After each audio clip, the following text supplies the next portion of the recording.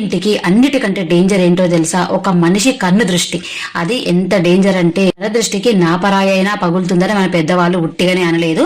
ఈ నెలలో అమావాస్య అయితే వస్తుంది కదా, జూలై నెలలో 14వ తారీఖు, అది కూడా మంగళవారం రోజున అమావాస్య వచ్చింది కాబట్టి ఇంట్లో వాళ్ళకు, ముఖ్యంగా పిల్లలకు ఈ మంగళవారం రోజున ఈ దిష్టిని తీసేస్తే చాలా మంచిదండి. ధూపం వేయడం కోసం ఇలా ఏ పాత్రలైనా మీరు ఉపయోగించుకోవచ్చు. అలాగే ధూపం వేయడం కోసం ఆవు పిడక గాని, బొగ్గులు గాని, కొబ్బరి బూరు గాని, లేదంటే కొబ్బరి చిప్పలు ఇలా ఏవైనా కాల్చి వాడుకోవచ్చు. ఇలా ధూప్ స్టాండ్ లో ప్రమిదను సెట్ చేసి 5 బిర్యానీ ఆకులు, 5 దాల్చిన చెక్క, 5 లవంగాలు, 5 ఇలాచీలు, 5 కర్పూరం బిళ్ళలు రెడీ పెట్టుకోవాలి.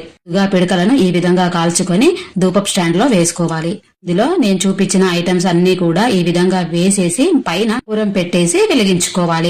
దేవుడి గదిలో ధూపం వేసుకొని తర్వాత వంట గదిలో, తర్వాత మిగతా అన్ని రూముల్లో కూడా మనం ఈ ధూపాన్ని అయితే వేసుకోవాలి.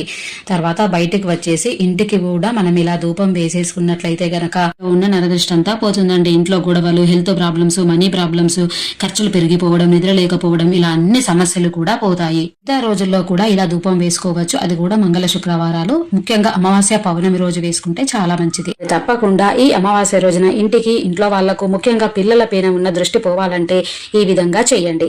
ఇంత మంచి వీడియోను మీ ఫ్రెండ్స్ అండ్ ఫ్యామిలీ మెంబర్స్ కి తప్పకుండా షేర్ చేయండి. ఈ వీడియో నచ్చితే లైక్ చేయండి, ఎలా ఉందో కామెంట్స్ పెట్టండి. మర్చిపోకుండా ఛానల్ ని ఫాలో చేయండి.